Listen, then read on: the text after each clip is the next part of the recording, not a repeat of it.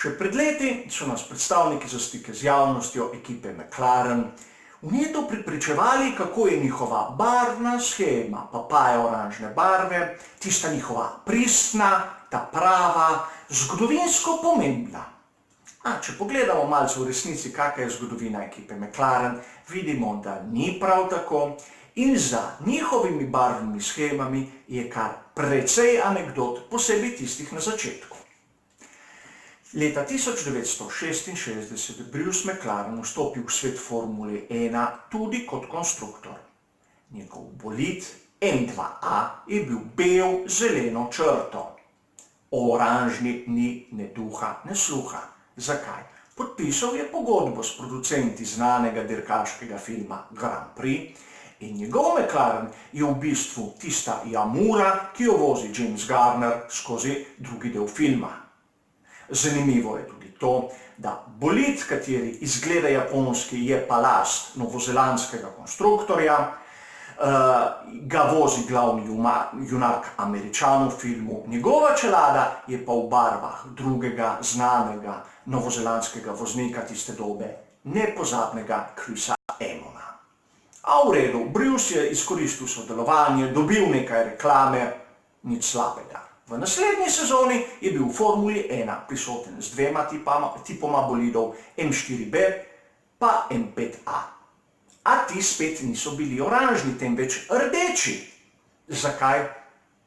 Tako so bili verjetno bolj vidni, bolj všeč lastniku, kajti tudi po tisti mednarodni barvni shemi nacionalnih držav, katere naj bi veljala, barve Nove Zelandije so bile zelena pa srebrna, rdeča ni imela veze z njim. A njegova ekipa McLaren, je imela britansko licenco. Tudi to je treba poudariti. Oranžna barva res pride v McLaren v sezoni 1967, a v serijo Can-Am, kjer je Bruce začel nastopati z prototipom M6A.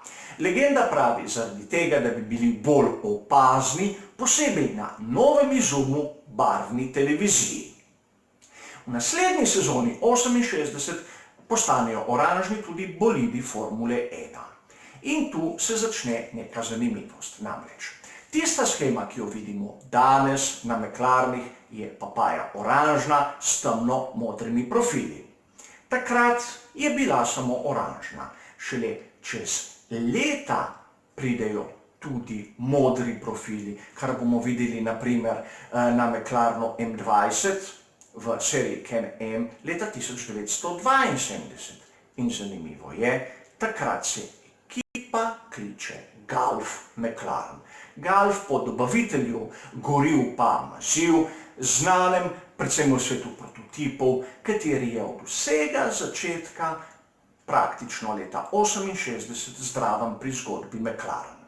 Njihove barve njihovega logotipa, oranžna pa temno modra.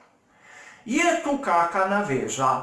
Lahko, ne vem, a v letu 1971 postanejo temno modri, vsaj zadnji, tudi profili na bolidih Formule 1. Nato v sezoni 72 v Formuli 1 McLareni niso več oranžni. Dobijo glavnega pokrovitelja, tovarno kozmetike Yardley, postanejo beli s tistim znanim črko Y, a pri straneh na bokih obstaja še določen kos, ki je pobarvan oranžno. In na tem oranžnem delu kraljuje nalepka Gulf. Šele ko naslednjič zamenijo barvno shemo in ponovno ukradejo pokrovitelja ekipi BRM, kajti tako Yardley kot Marlboro so bili predtem pokrovitelji ekipe BRM, oranžna barva izgine.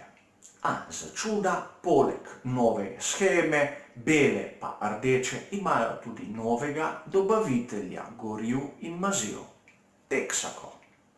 In če je še kdo v dvomu, zakaj Gulf je tako pomemben za ekipo Brucea McLarena v začetku, je zanimivo pogledati njegovo čelado iz tistega obdobja.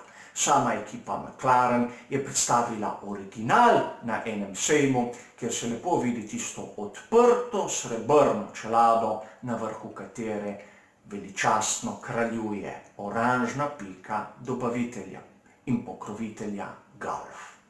Torej, papaja oranžna je del zgodovine McLarena, je nekaj značilnega za njih. A je bolj marketinška poza, bolj poklon svojemu pokrovitelju, bolj način reklamiranja, kot nekaj, kar si je Bruce McLaren želel za svojo ekipo in kar bi bilo značilno za Novo Zelandijo. Hvala za vašo pozornost in nasvidenje.